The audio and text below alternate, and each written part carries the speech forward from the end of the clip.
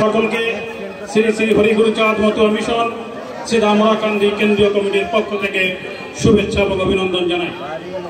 এখন যেহেতু আলোচনার সময় না, আমরা অনেক দূর থেকে এখানে ছুটে এসেছি, যেহেতু যে গৃহাঙ্গনে যে বাড়িতে যে ব্যক্তির পিতামাতার স্মৃতির উদ্দেশ্যে আজকের এই মতুয়া মহোৎসব, তিনি হচ্ছেন মতুয়া অসীম পাল।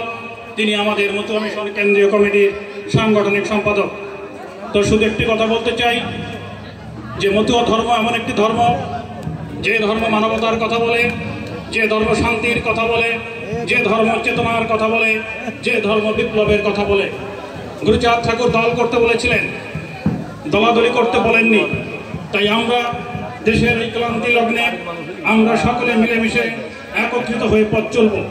কারণ আমরা জানি যে বাংলাদেশ স্বাধীন হয়েছে, বারবার বাংলাদেশ স্বাধীন হয়, সরকার আসে সরকার যায়, কিন্তু আমাদের পিছিয়ে পড়া জনগোষ্ঠীর ভাগ্যের কোনো উন্নয়ন হয় না।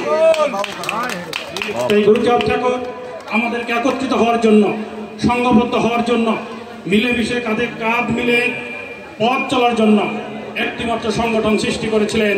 সেই সংগঠনের নাম শ্রী শ্রী হরিগুরুচাঁদ মতুয়া মিশন।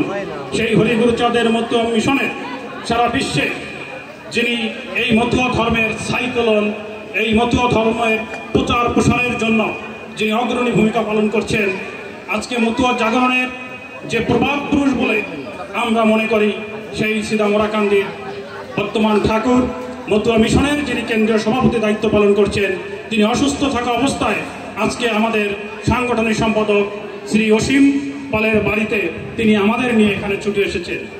আমি আলোচনা দীর্ঘায়িত করব না। আমরা জানি যে গুরুচাঁদ ঠাকুর তিনি বিভিন্ন সময় বিভিন্ন স্থান কাল পাত্র ভেদে তিনি পোশাক পরিধান করতেন। তৎকালীন সময়ে এই পিছিয়ে পড়া মানুষদের ভালো পোশাক পরার অধিকার ছিল না। তিনি কলকাতা থেকে রাজপোশাক এনে রাজপোশাক পরিধান করতেন। ভক্তরা বলতেন, বাবা আমাদের পোশাক তো সাধারণ, আপনি রাজপোশাক আনতে বলছেন কেন? গুরুচাঁদ ঠাকুর বলতেন, ওরে আমাদের পোশাক সাধারণ নয়, আমরা কোনো ছোট জাতির মানুষ নই। বড়বীর শিখ জাতি ভারতের ভিতরে বীর আর সাধু ভাব হবে একাত্তরে, বাংলার বীর হবে আমার সমাজের মানুষ, আমার ধর্মের মানুষ, আমার অনগ্রসর সম্প্রদায়ের মানুষ, এরাই ধর্মে কর্মে হবে শ্রেষ্ঠ, নাহি হবে ক্ষুদ্র।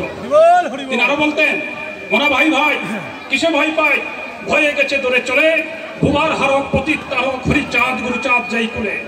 অতএব এই মতুয়ারা হচ্ছে বীরের জাতি, মতুয়ারা হচ্ছে সিংহের জাতি। মতুয়ারা যদি গর্জন দেয়, মতুয়ারা যদি নেতৃত্ব দেয়, তাহলে বাংলাদেশের দৃশ্যপট চেঞ্জ হয়ে যেতে পারে। অতএব ভীরু পুরুষের মতো বসে কেন রও, সিংহ পুরুষ হয়ে কেন ভেড়া বনে যাও? মোদের সহায় চাপনি শ্রী হরি, এই বিশ্ব ব্রহ্মাণ্ডে মোরা তারে ভয় করি। পরিশেষে আরেকটি কথা বলতে চাই যে হরিচাঁদ মূল বৃক্ষ, গুরুচাঁদ কাণ্ড, পিতা পুত্রে দুইজনে ধরেছে ব্রহ্মাণ্ড।